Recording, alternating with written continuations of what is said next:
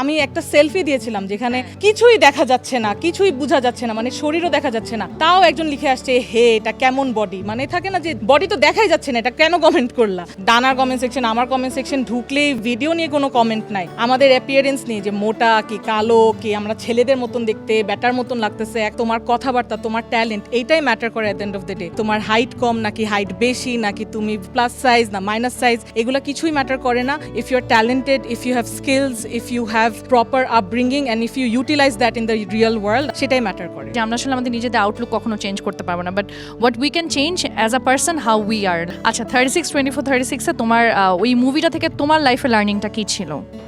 আমি বলবো একটা খুব মেজর লেসন যেটা আমি পেয়েছি সেটা হচ্ছে যে আমি এমনি আম ভেরি কনফিডেন্ট পারসন, কিন্তু মাঝে মাঝে হয় যে মানে সোসাইটির জন্য নানা কারণের জন্য ওইভাবে হার্ডেলসগুলো অনেক বেশি এফেক্ট করে। বাট এই মুভিটার করার মাধ্যমে আমি যেটা মানে স্পেশালি রেসপন্সের জন্য যেটা আমি আসলে the fact has been reconfirm যে আসলে দ্য ওয়ে ইউ লুক, তোমার অ্যাপিয়ারেন্সের চেয়ে বেশি তুমি নিজেকে কীভাবে ক্যারি করছো, তোমার কথাবার্তা তোমার ট্যালেন্ট এইটাই ম্যাটার করে at the end of the day. তুমি মানে ডিপ কমপ্লেক্সনের নাকি তোমার হাইট কম নাকি হাইট বেশি, নাকি তুমি প্লাস সাইজ না মাইনাস সাইজ, এগুলো কিছুই ম্যাটার করে না।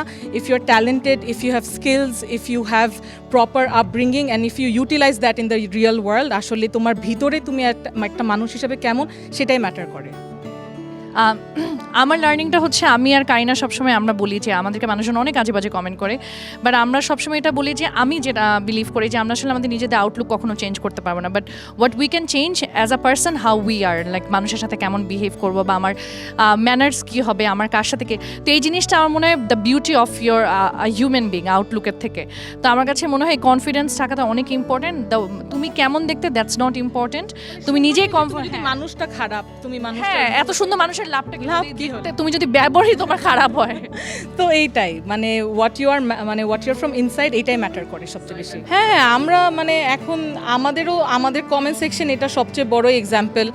ডানার কমেন্ট সেকশন, আমার কমেন্ট সেকশন ঢুকলেই ভিডিও কি নিয়ে, ভিডিওর কন্টেস্ট কি, ভিডিও নিয়ে কোনো কমেন্ট নাই, আমাদের অ্যাপিয়ারেন্স নিয়ে যে মোটা কি কালো কি আমরা ছেলেদের মতন দেখতে ব্যাটার মতন লাগতেছে, এখন এগুলো আমাদেরকে এফেক্ট করে না, কিন্তু কতটা এটা মানুষের মাথায় ঘুরে যে ভিডিও না দেখে আমি একটা সেলফি দিয়েছিলাম যেখানে কিছুই দেখা যাচ্ছে না, কিছুই বোঝা যাচ্ছে না, মানে শরীরও দেখা যাচ্ছে না, তাও একজন লিখে আসছে হে এটা কেমন বডি, মানে থাকে না যে বডি তো দেখাই যাচ্ছে না, এটা কেন কমেন্ট করলা।